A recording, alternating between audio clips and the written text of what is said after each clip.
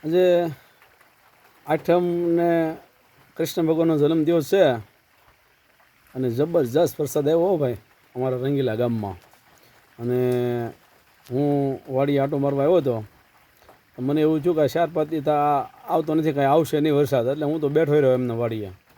ત્યાં તો તૂટી પડ્યો વરસાદ. અને જુઓ તમે અત્યારે પાણી આવી ગયું. આ તમને બતાવું, આ અમારી વાડીની બાજુમાં આ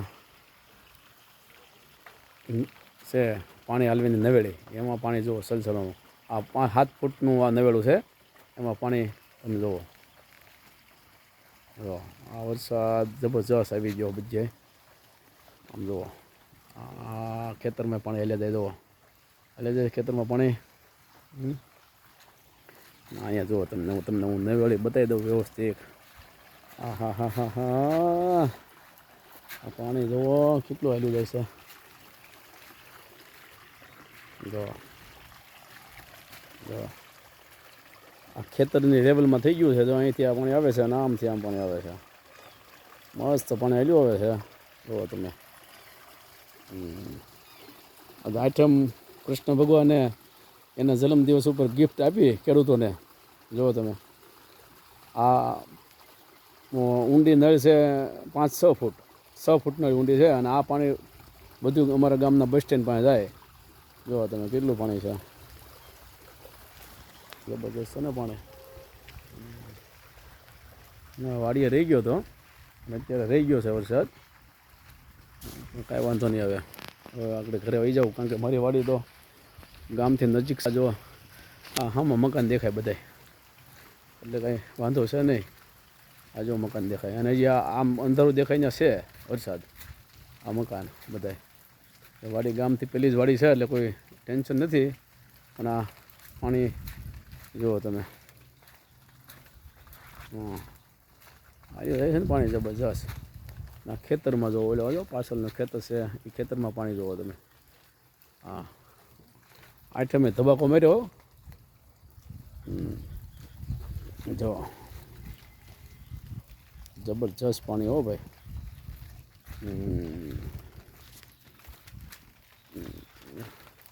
કાંઈ નહીં, આજે વાડીએ રહી ગયા તો થોડુંક જોવા તો મળ્યું કે કેટલું પાણી આવ્યું છે એવું.